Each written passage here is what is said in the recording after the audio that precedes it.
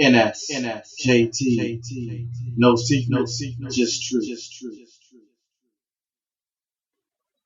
My name is Jazrael Emil Kavan, and I became a poet because there was so much noise out there. This generation call them haters.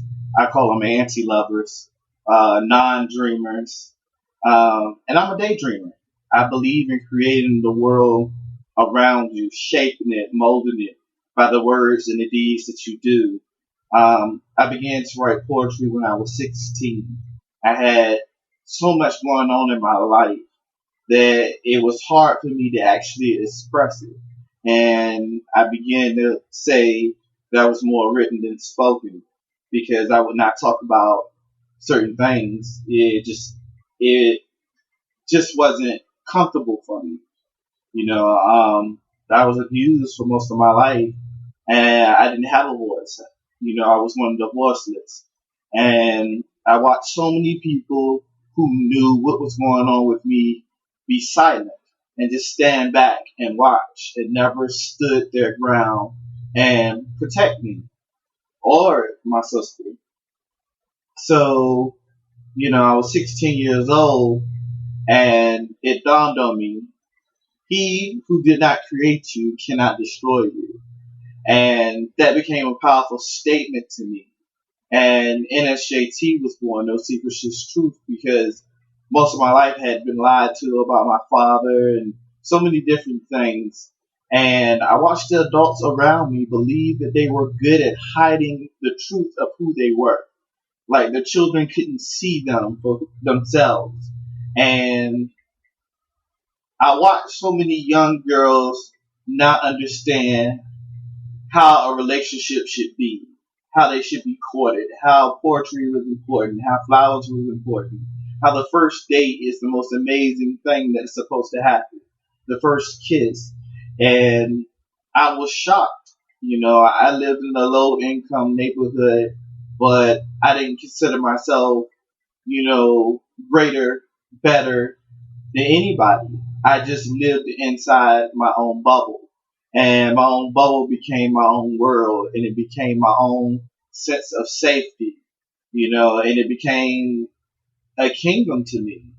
And yeah, I've been long since on a journey to find a queen that could, have the imagination and the ability to see things the way I see them. I defend the truth. NSJT means no secrets, just truth. I'm big on love. Even simple gestures to me requires rewards because that person is given up a breath, a moment, a second, an hour, a day of the time to be there for you. They deserve something, whether it's a thank you or, a gift or whatever it may be. And, I've had many doubters say that I live in a fantasy world and I would say yes. I'm a dreamer. I'm a daydreamer. I dream at night. I'm constantly dreaming. And my poetry reflects that dream. And I'm proud to say that my poetry has always been about love and it hasn't been about anything else. And, because I believe in that fairy tale love story. I believe in love at first sight. And, yes, of course, you're going to make mistakes. Yes, of course, promises are going to be broken. And I try not to promise anything that I can't deliver. I can't promise you the next moment of life because I don't know if I'll have the next moment of life.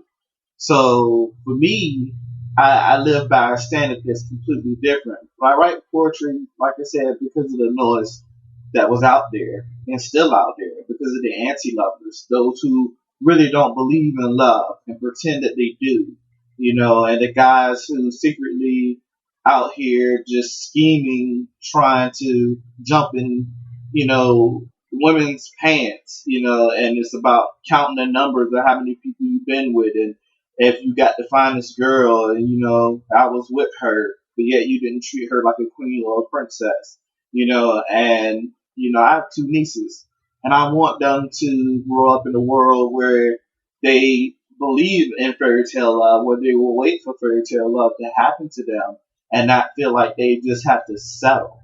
You never settle.